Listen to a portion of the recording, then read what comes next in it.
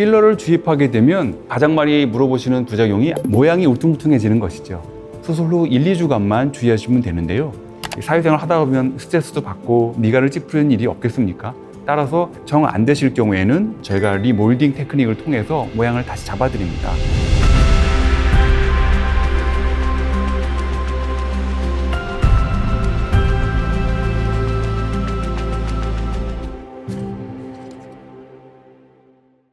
안녕하세요. BS 미용성형 클리닉의 성형외과 전문의 정흥수입니다. 오늘은 필러에 대해서 말씀드리겠습니다. 일단 일반적인 미용성형 클리닉에서 필러라고 얘기를 듣게 되면 대개의 필러는 인체에 무해한 합성 물질을 사용해서 피부의 볼륨을 높이거나 피부 자체를 개선시키는 일종의 시술에 사용되는 재료를 말합니다. 대개의 필러는 HA, 히알루론산이라고 하는 성분으로 구성되어 있는 것이 대부분이고요. 이거 외에도 칼슘이 들어간 칼슘 하이드록시 아파타이트 필러랄지 요즘 유행하고 있는 PLA, 즉 폴리젖산 성분의 필러 혹은 콜라겐 자극 필러 등의 여러 가지 필러가 있는데요. 대개의 경우 필러라고 하면 히알루론산이 들어간 필러라고 생각하시는 것이 좋습니다. 꺼진 볼륨을 채워주고 피부 자체를 개선시켜 줌으로써 피부 미용에 도움을 주는 가장 흔한 시술이죠. 필러 시술을 할 때 가장 많이 물어보시는 게 이거 얼마나 가요? 이거 오래 가요? 얼마 안 가죠? 이렇게 물어보시는 분들이 많은데 이 HA 필러, 히알루론산 필러는 인체에 원래 포함되어 있는 중요 성분 중에 하나입니다.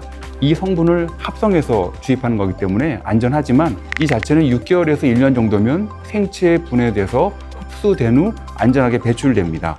따라서 필러 자체의 성분은 1년이면 사라지죠. 하지만 이 히알루론산은 주변의 수분을 저류시킴으로써 콜라겐 생성세포를 자극해서 콜라겐을 만들어주는 그런 기능이 있기 때문에 히알루론산 자체가 없어지더라도 보통 50% 정도의 볼륨이 유지되는 것으로 되어 있습니다.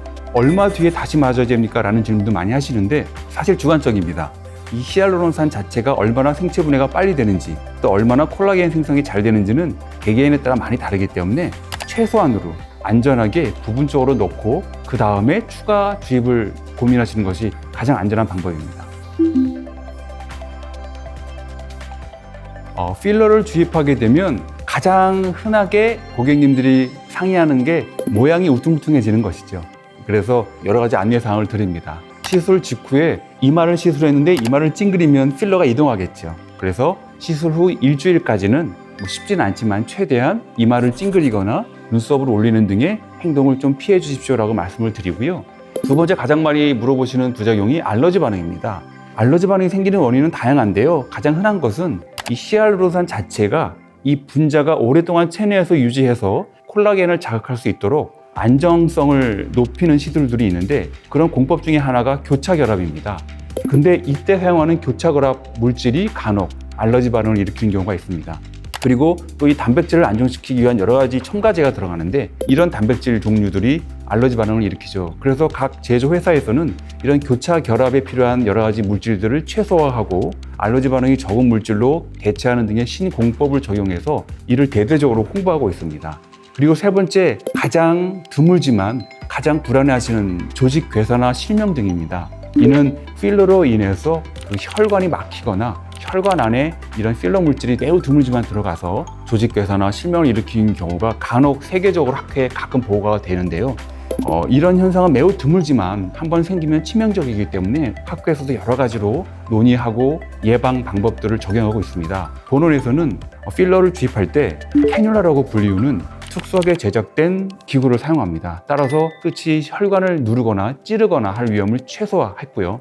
두 번째로는 주입 압력입니다. 세게 확 넣어버리면 혈관을 누르거나 혈관 안으로 들어갈 수 있기 때문에 이런 주입 압력을 최소화해서 천천히 안정적으로 주입을 하는 것이 가장 중요한 시술 방법입니다. 그래서 본원에서는 이 두 가지를 철저하게 지키고 있으니까요.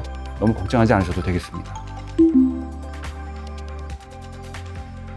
필러를 시술하게 되면 대개는 1, 2주가 지나면 주변 조직으로부터 섬유 조직이 조금씩 생겨서 어느 정도 안정화가 됩니다.